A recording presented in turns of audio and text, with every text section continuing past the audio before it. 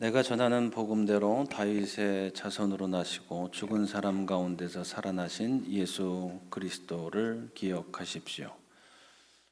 역사 가운데 계시된 대로 다윗의 가문에서 이 땅에 메시아로 오셨고, 그리고 죽음이라고 하는 관문을 이겨내고 부활하신 예수를 항상 반복적으로 기억하라고 하는 말씀입니다. 지속적으로 그 예수 그리스도에 대해서 기억하면서 살라고 하는 것입니다. 오로지 예수님만이 죽음을 정복하셨기 때문에 그분이 우리의 그리스도가 되실 수 있는 것이고, 그분이 우리의 부활의 보증이 되실 수 있으니 그분을 기억하며 바라보는 삶을 살아가라고 이야기하고 있는 것입니다. 9절 말씀, 나는 이 복음 때문에 고난을 당하며 죄수처럼 매여 있으나 하나님의 말씀은 매여 있지 않습니다. 이 복음 때문에. 예수를 그리스도로 믿는다는 것은 예수를 그리스도로 인정하지 않는 유대인들을 분노케 하는 일이었습니다. 예수를 메시아로 인정한다는 것은, 또한 오로지 예수만이 메시아다, 그리스도다라고 선포하는 것은 로마 황제를 신으로 여기고 그 신들에게, 로마 황제를 포함한 모든 종류의 신들에게 경배하지 않는 그 일이 로마인들의 분노로 다가왔던 것입니다. 그렇기 때문에 가만히 보면 우리도 초대교회인들처럼 예수를 그리스도로 믿고 그분의 가르침에 따라가는 이 삶이 조롱받는다 할지라도, 이해받지 못한다 할지라도 결코 이상한 일이 아니라는 것이죠. 때로는 시대와 장소에 따라서는 목숨을 걸고 믿는 일이 된다고 하는 것입니다. 믿음을 가지고 이 땅에 살아간다는 것, 인정받아야 하는 일 아닙니다. 누군가로부터 이해받아야만 하는 일 아닙니다. 우리의 믿음은 이해와 인정을 요구하지 않습니다. 우리의 믿음은 그저 우리가 예수를 믿고 따르며 살아가는 그 삶을 보여줄 뿐이지, 그 보여지는 삶에 대한 반대급부로 인정과 이해와 칭찬을 바라면서 사는 것 아니라는 것입니다. 때로는 예수 믿는 일 자체가 목숨을 걸어야 하는 일이지요. 지금 우리는 그렇지 않죠. 그런데 지금도 예를 들어서 미얀마라고 하는 나라, 지금 내전 중에 있죠.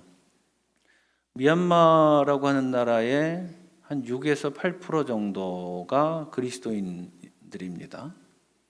그리고 대부분 믿는 미얀마인들은 산족들, 소수민족들입니다. 그들은 지금도 목숨을 걸고 예수를 믿고 있습니다. 제가 1년에 한 번씩 후원하는 선교단체, 미국 선교사님들이 선교하는 단체, 지역 반군들과 함께 마을 사람들, 부족 사람들을 지켜줍니다.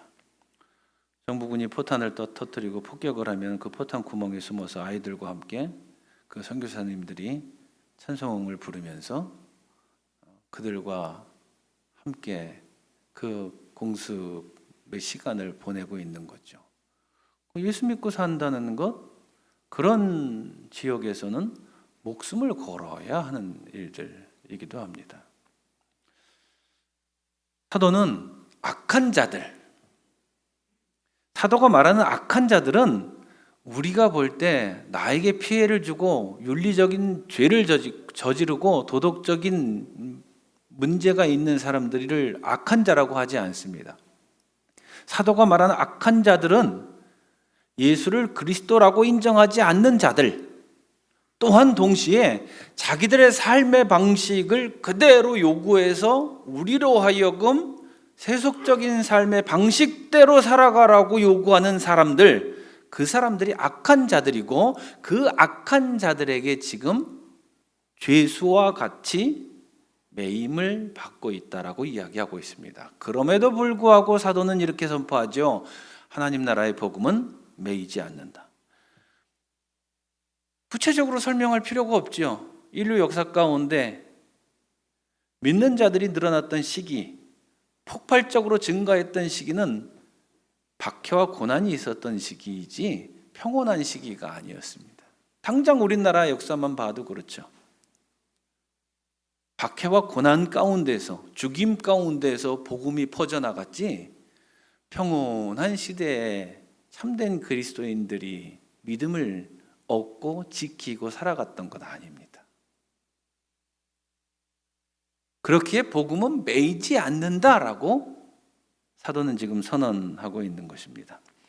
10절 말씀입니다. 그러므로 나는 하나님께서 택하여 주신 사람들을 위해서 모든 것을 참고 있습니다. 이것은 그들도 또한 그리스도 예수 안에 있는 구원을 영원한 영광과 함께 얻게 하려는 것입니다. 이 불편하고 힘들고 어려운 상황 가운데 우리가 가져야 되는 태도는 무엇일까요?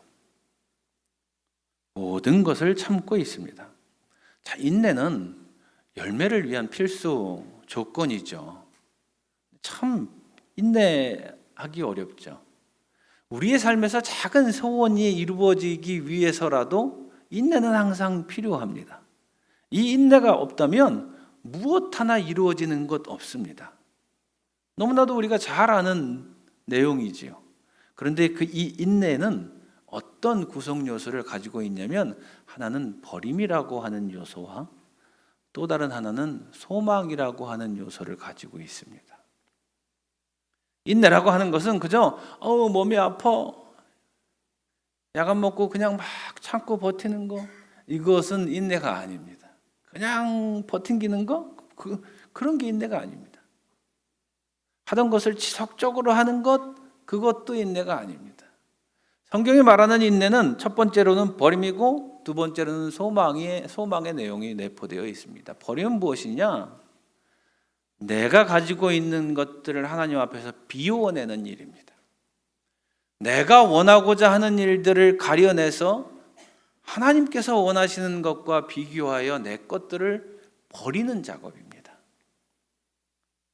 내 욕망을 제어하고 내 욕망이 세속적인 욕망이라면 과감하게 버리는 것이 인내이고, 오로지 하나님께서 말씀하시는 것을 붙들고자 경주하는 것이 인내라고 하는 것입니다. 그렇게 해 나갈 때 하나님께서는 우리를 보시고 기뻐하시는 것이고, 그럴 때에 하나님께서 예비하신 열매가 주어진다라고 하는 것입니다. 이런 삶의 모습은 최종적으로 어디로 이어지냐면 죽음과 부활까지 이루어집니다. 예수님께서는 죽음을 극복하시고 죽음을 정복하시고 부활하심으로 그분의 예표에 따라 우리 또한 죽음을 통과하여 부활할 것을 보여주셨습니다. 확증해 주셨습니다. 이것이 우리의 최종적인 소망이 되어야 한다고 하는 것입니다. 지금 이 땅에서의 삶의 모습이 최종적인 삶의 모습이 아니라 하나님 나라에서 살아가는 것, 그것을 꿈꾸며 살아갈 때 우리는 인내하며 살아갈 수 있다라고 하는 것입니다. 세속적인 삶의 모습은 마취제와 같습니다.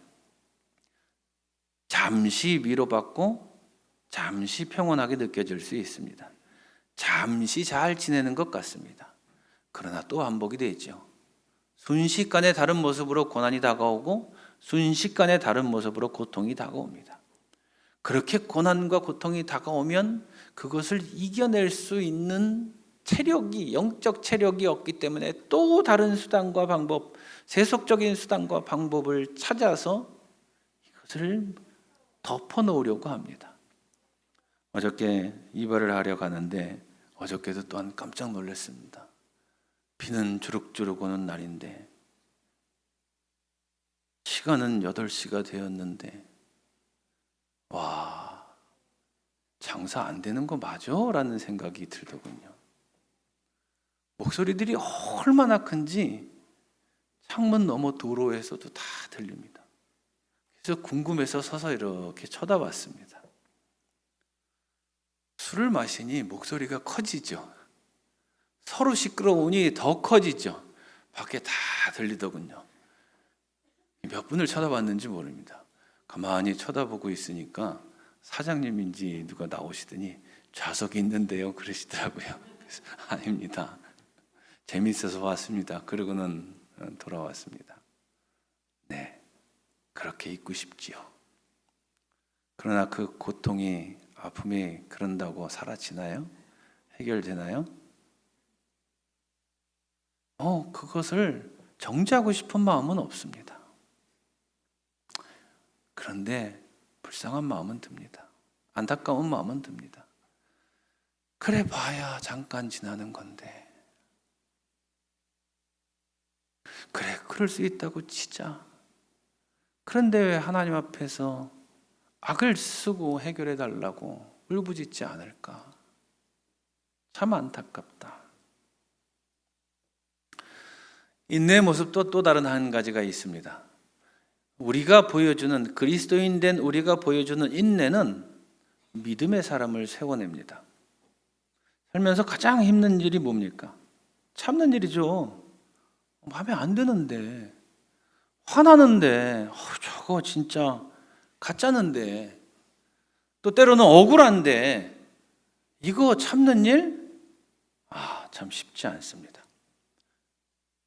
참지 않고 그냥 터뜨리고 화내고 나무래고 성질내고 싸우고 비난하면 적어도 속이라도 시원한 것 같습니다. 그만큼 참는 일은 참 어려운 일입니다. 그런데 참아내는 일, 즉 인내는 믿음의 사람의 모델이 되어서 지체들이 그를 바라볼 때 믿음이 무엇인지를 발견하게 되고 그것을 배우게 된다라고 하는 것입니다. 보시죠. 장로랑 목사랑 싸웠대요. 장로가 삿대질하고 멱살을 잡으려 한대요. 목사도 한성깔해요. 성질이 나서 접시를 들어서 얼굴로 집어 던졌대요. 그래서 목사는 다른 교회 가고 장로는 남았어요. 그 교회가 온전한 교회가 될까요? 리더라고 하는 사람들이 멱살잡이하고 집어던지고 싸웠으니 그 교회의 구성원들은 무엇을 보고 배울까요? 성경에 분명히 인내에 대해서 이야기하고 있는데 가장 모범이 되어야 되는 목사와 장로들이 쌈질이나 하고 앉아 있으니 그게 믿음의 사람들을 세우는 일이 될까요? 믿음의 사람들을 주저앉히는 일이 될까요? 그 두 부류는 모두 다 하나님 앞에서 죄를 저지른 겁니다. 믿는 사람이 왜 저래? 그럴 거 아닙니까? 저게 교회야? 그럴 거 아닙니까? 그 순간 믿음의 토대는 와해되기 시작하는 것입니다. 그래서 14절에 이렇게 이야기하고 있죠. 신도들에게 이것을 일깨우십시오. 하나님 앞에서 그들에게 엄숙히 명해서 진지하게 진솔되게 진심으로 가르쳐서 말다툼을 하지 못하게 하십시오. 그것은 아무 유익이 없고 듣는 사람들을 파멸에 이르게 할 뿐입니다. 국가 간이나 이 부족 간에 전쟁이 나거나 전투를 하게 되면 최악의 상황이 뭔가요? 군인들이 죽는 것? 아니죠. 힘없는 노약자들이 죽어나가는 게 가장 최악의 일 아닙니까? 부부 사이의 전투는 어떻습니까? 누가 최악의 피해자입니까? 자녀들이죠. 자녀들이 상처 있습니까? 교회에서의 전투는 어떨까요? 말씀드린 대로 믿는다는 사람이 왜 저래? 목사가 왜 저래? 장로가 왜 저래? 그 순간 그 모습을 바라보는 모든 지체들의 믿음의 토대는 부셔져 버리기 시작합니다. 믿음을 파괴합니다. 그렇기에 이 일은 죄악입니다. 이 말다툼에는 의도와 주관이 깔려 있죠. 무슨 의도인가요? 저 사람을 내가 이겨야 되겠다. 그런 의도. 내 주장이 옳아.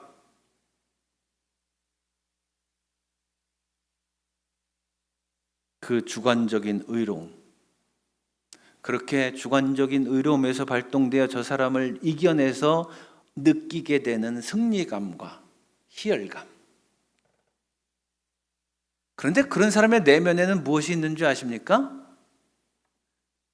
내가 누군가로부터 인정받아야 되겠다라고 하는 상처 입은 자존감만 있을 뿐입니다. 건강한 자존감, 거룩한 자존감은 사라지고 상처 입은 자존감만 남아 있기 때문에 그 모습을 보이고 있는 것입니다. 그렇게 말다툼은 참 나쁜 것입니다. 대신 우리가 해야 될 일 15절 말씀입니다. 그대는 진리의 말씀을 올바르게 가르치는 부끄러울 것 없는 일꾼으로 하나님께 인정을 받는 사람이 되기를, 하나님께 인정을 받는 사람이 되기를 힘쓰십시오. 하나님께서 나를 사랑하시고 나를 인정해 주시는데, 나를 특별히 여겨 주시는데, 그로 인해서 생겨나는 이 자존감이 저 사람들이 나에 대해서 뭐라고 하건 무슨 행동을 하건 왜 제가 마음이 흔들려야 됩니까? 하나님이 주신 이 놀라운 자존감이 있는데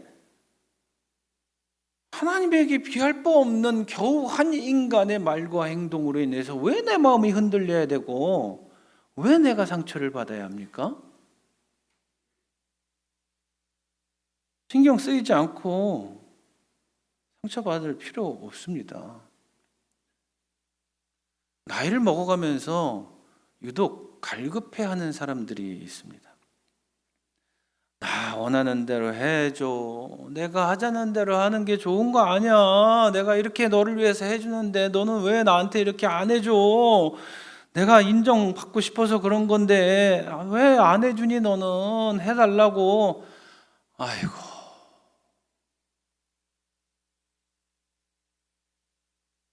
하나님께서 나를 온전하게 사랑하시고 나를 지켜주시고 나를 특별하다고 어떤 순간이든 내가 너를 잊지 않고 너를 눈여겨보고 있고 내가 네 옆에 있다라고 하는 그런 감정을 느껴보신 적 없으십니까? 그분이 나를 얼마나 사랑하시는지, 내 얼굴에 흙이 묻고 내 손이 더러워지고 걸어가다 넘어져 까져도 괜찮다고 나를 붙잡아 주시고 떠나지 않고 내 손을 붙잡고 걸어가시는 그 주님, 그분이 느껴지신 적 없으십니까?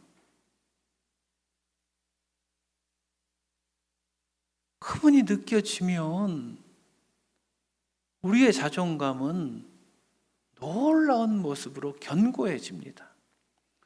그러니 누가 나한테 뭐라 그러던 것도 상처가 되지 않고요. 그렇다고 내가 누군가에게 갈급해서 뭔가를 해달라고 그렇게 난리법석을 치우지도 않습니다. 하나님이 나를 사랑하시니 나 너하고 편하게 평안하게 살고 싶어. 이 말씀 참 이상하지 않습니까? 예레미야 29장의 말씀. 나 만군의 주 이스라엘의 하나님이 말한다. 내가 예루살렘에서 바빌로니아로 잡혀가게 한 모든 포로에게 말한다. 이거 이스라엘 사람들입니다. 하나님의 백성들입니다. 하나님의 자녀들입니다. 그런데 하나님께서 잡혀가게 하셨어요. 남의 나라 땅에서 살게 하셨어요. 그러니 그들 입장에서는, 이스라엘 백성들 입장에서는 하나님이 이렇게 말씀해 주셔야 되는 거예요. 내가 너희들을 잠시 징벌했어. 그런데 나는 만군의 주잖아. 너희들이 믿는 신이 진 게 아니야. 이 시대는 한 나라와 한 나라가 전쟁을 하면은 신들의 전쟁이라고 이해를 했습니다. 그래서 승리한 나라의 신이 패배한 나라의 신을 이겼다라고 생각했습니다. 그러니 지금 바빌로니아의 신이 만군의 하나님 야훼를 패퇴시킨 겁니다. 패배자 야훼 하나님이고 바빌로니아의 신은 승리자의 신입니다.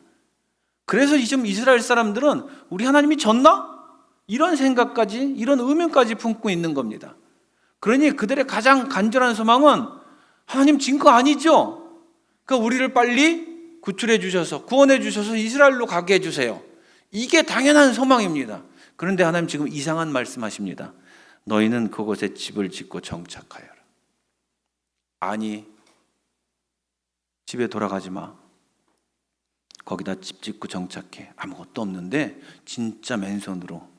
우리 6.25 전쟁 겪으신 세대들 있으신가요? 저는 겪어보지 않아서 맨손으로 읽었다. 아마 그런 표현일 겁니다. 과수원도 만들고 그 열매도 따먹어라. 이거 시간이 얼마나 많이 걸리는 일입니까? 죽을 고생을 해야 되는 겁니다. 굶주려야 되고 이 바빌로니아 사람들에게 조롱당해야 되는 겁니다. 수치스러운 상황을 이겨내고 견뎌내야만 하는 그런 말씀입니다. 너희는 장가를 들어서 아들, 딸을 낳고, 이거 더 심각합니다. 니네들 쉽게 집에 못 갈 거야. 니네 세대는 이스라엘로 못 돌아가. 이거 지금 확인해 주고 계신 말씀입니다. 너희 아들들도 장가를 보내고 너희 딸들도 시집을 보내어 그들도 아들, 딸을 낳도록 하여라. 60년 한 세대로 잡는다면 이게 지금 몇 세대가 걸려야 되는 일입니까? 이런 무지막지한 이해 안 되는 말씀을 하고 계십니다. 그런데 하나님이 또 어떻게 말씀하시냐면 너희가 그곳에서 번성하여, 죄악의 상황이라고 하는 그곳에서 벗어나려고 몸부림치지 마. 너희들 스스로 생각하기에 고통의 자리라고 생각하는 그곳에서 벗어나려 하지 마. 힘들어 죽겠다고 여기는 그곳에서 탈출하려 하지 마. 거기서 버텨. 내가 너희와 함께 할 거야. 일해. 수치 당해도 조롱 당해도 거기서 너희들은 승리할 거야. 번성하게 될 거야. 줄어들지 않고 헤쳐지지 않고 더 많은 무리를 이루게 될 거야. 거기서 더 놀라운 것들을 받게 될 거야. 제 동생이 죽었습니다. 난리가 났죠. 아버님 정신 나가시고 어머님 쓰러지시고 장례하고 화장 절차를 제가 해야 했습니다. 그때는 산에다 뿌렸는데 하얀 가루를 뿌리다가 도저히 못 보낼 것 같아서 우걱우걱 씹어 먹었습니다. 그리고 내려와서 있는데 집이 지옥이죠. 동생이 태어나고 자란 곳인데 10년을 그렇게 해서 같이 산 곳인데 부모님에게는 얼마나 지옥 같은 장소였겠습니까? 집에 들어오기도 싫으셨겠죠. 어느 날 저를 부르시더군요. 한 번도 저를 불러서 뭘 물어보신 적이 없는데 제 기억으로는 그때 저희 아버님이 처음으로 저를 부르셨습니다. 그리고는 말씀하시더군요. 정권아, 이사 가자. 한 번도 저에게 뭔가를 요청해 보신 적도 없고 질문해 보신 적도 없는데 그때까지. 정권아, 이사 가자. 어머니는 옆에서 울고 계시고. 그런데 제가 그랬습니다. 못 가요, 아버지. 여기서 슬픔 당했으니까 이 자리에서 기쁨이 있을 때까지 버틸 거예요. 전 죽어도 못 가요. 왜 그랬는지 모르겠습니다. 성경을 조금 읽어서 어린 치기에 부모님 마음을 헤아리지 못하고 그렇게 대답했는지 모르지만 아버님과 어머님은 그 고통의 시간을 저보다 더 많이 견뎌내셔야만 했겠죠. 그리고 나서 제 첫 딸이 태어날 때까지 그 고통은 지속됐습니다. 족 같은 시간들이 지나갔다라고 생각을 하고 그곳에서 하나님께서는 기쁨을 주셨습니다. 이것이 우리의 삶의 방식이 되어야 됩니다. 세상 사람들이 보기에는 이상한 삶의 모습이지만 하나님을 믿는 자들은 하나님께서 말씀하시는 대로 가르치는 대로 버텨내고 이겨내고 그리고 열매를 손에 쥐고 웃는 자가 되어야 한다는 것입니다. 7절 말씀에 이렇게 있습니다. 또 너희는 하나만 하려는 거 아니에요. 또 하나 하래요. 내가 사로잡혀 가게 한 그 성읍이 평안을 누리도록 노력하고 그 성읍이 번영하도록 나 주에게 기도하여라. 너랑 같이 사는 너를 조롱하는 저 사람들, 저 웃긴 사람들, 저 나쁜 놈들을 위해서 기도해라.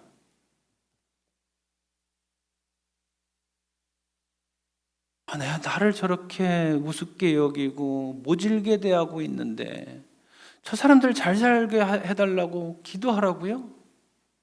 쟤 나한테 못되게 대하고 있는데 말도 안 되는 요구하고 있는데 저한테 정말 마음에 안 드는데 아침에 볼 때마다 짜증나고 저녁에 볼 때마다 화나는데 쟤 잘되게 하라고 기도하라고요, 나더러 지금?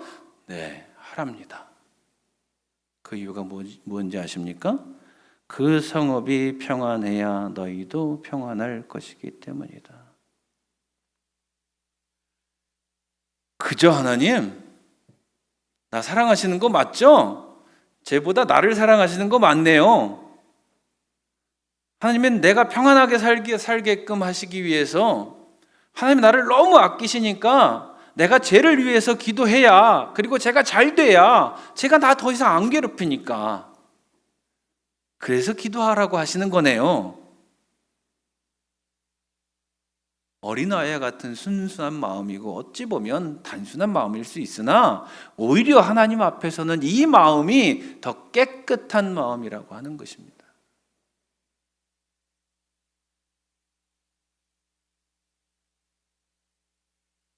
이상하게 사는 사람들, 하나님을 믿고 사는 사람들이고 강인하게 버텨내는 사람들, 하나님의 사람들입니다. 세상이 요구하는 삶의 방식 그대로, 세상이 좋다고 하는 삶의 방식 그대로 살지 마십시오. 그거 하나님 믿는 거 아닙니다. 조금의 이익이 있으면 내가 더 편안하고 조금의 편함이 있으면 내가 더 잘 사는 것 같이 그렇게 느껴지죠. 그 삶 깨집니다. 하나님 안에서 버텨내는 자만이 승리의 깃발을 들 수 있다는 그 사실 믿고 따르는 지체들 되시기를 주님의 이름으로 부탁을 드립니다.